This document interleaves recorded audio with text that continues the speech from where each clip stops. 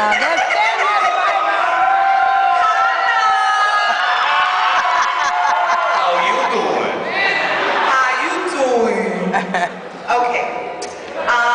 So my name is Mayra, and I'm very happy to be here, sharing what it was like for me to come out. I'd like to begin by saying that coming out is a lifelong process, and sometimes you can come out several times. So, believe me, I did. I came out quite a few times. And it's also a very necessary step in becoming completely yourself. So I'm going to tell you about just one of those times. In 1984, when I had just turned 14, do the math. My older sister and I were spending the summer at my grandmother's in the Bronx. Abuela insisted on having us with her as much as possible, which is insane considering that she had 3 daughters and their kids already living with her. But she was a typical abuelita who needed to have the sound of her nietos running around. That summer, I ran around the Bronx with my cousin Tanya and her friends. At first, I didn't realize her friends. But, you heard that last part, right, gay? Okay. I didn't realize. But eventually, it clicked. Seeing 2 women kiss will make things click. But my cousin finally told me she was gay and that my aunt was too. I gagged. Now mind you, my mother's sister looks like a man.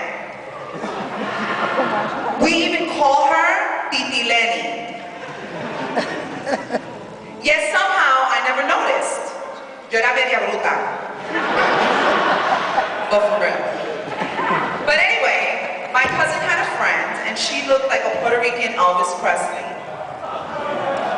Or at least I thought so. And yes, I fell in love with her. This was so new. Ay, thank you. But it was really new and it was really scary. And, you know, I hadn't told her anything, right?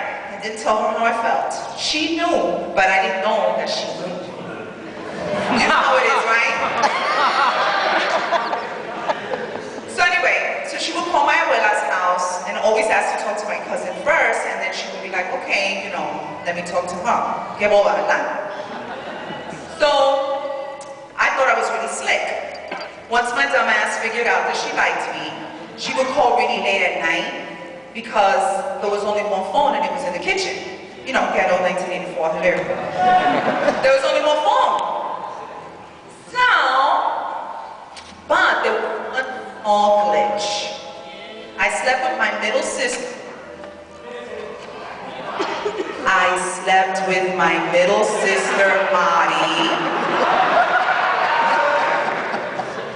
on the pull-out sofa in the sala, right? In the living room. That was my sister though. So keep in mind that my sister's 3 years older, and at this point, she's my best friend. So night after night, I stood up talking to my first girlfriend on the phone or whatever. She wasn't my girlfriend, you know, whatever. But I liked her. And we would stay up talking all night hasta los gallos. And you know in the Bronx, there's gallos, right? Hello. Hablando mierda. Because I didn't know that she knew that I liked her. Anyway, boys, see, that's love, right? But it was also a woman, and I knew, even though I didn't know, I knew that that wasn't something that you're supposed to talk about, right?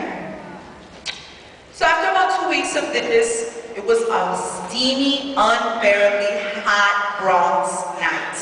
Y'all know what I'm talking about, right? Okay, one of those nights that the fan te hace burla. That the fan be like, yeah, all right. And since we were poor, there was no such thing as AC. And the only fan in the house, now the fan was in my grandmother's room, but the phone was in the kitchen.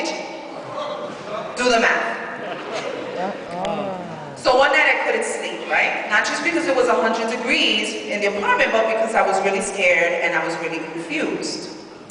So I tapped my sister on the shoulder, right? Mari, you awake? She didn't make a sound. I took a long, deep breath. Debris. Right? After a minute, she's like, what? I got scared and I was like, forget it. So my sister sucks in her teeth and lets out a loud, obnoxious sigh. Bien odiosa. Then she says, now you have to tell me because you woke me up and I'm curious, and go get the potato chips.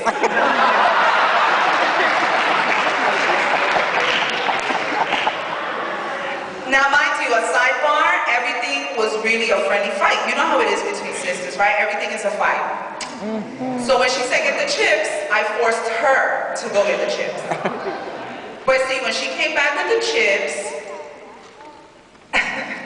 and she asked me to tell her what's bothering me. So I say, you have to swear not to tell mommy. Yeah. Don't, I'm telling you. And she's like, she swears, right? But that wasn't good enough for me. No, for real.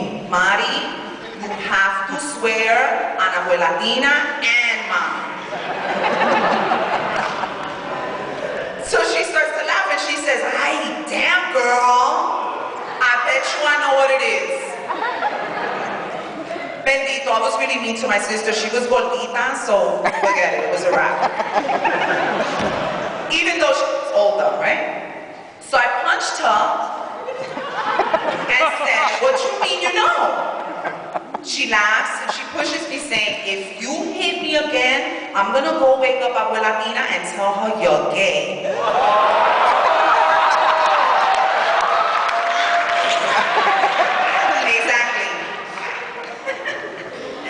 But she jumps out of the bed, right? Because you know she was scared.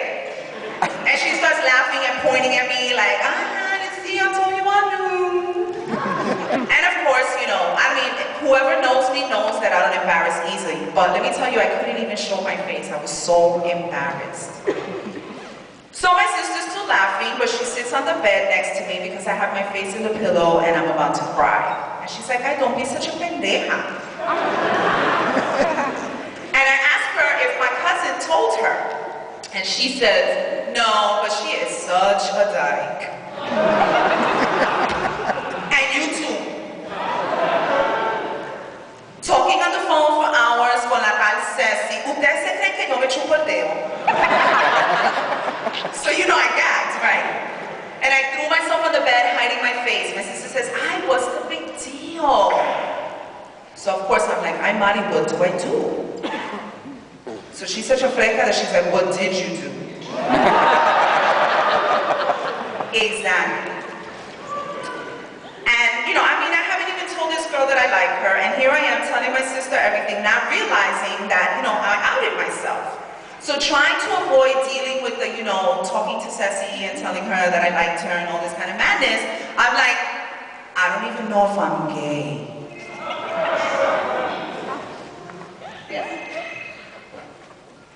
So my sister looks at me, rolls her big green eyes and laughs. If you like a girl and you got all excited to talk to her and you run to the phone like an estúpida, you're gay. And I'm like, Mari, what do I do? So we talked until the wee hours of the morning, blah, blah, blah. She never said that she accepted me or that she loves me anyway, because that would have implied that there was something wrong with what I was doing. She just listened to my love problems. And like she told me later, and she really did say this to me later, it was a love problem, not a gay problem. Thank you.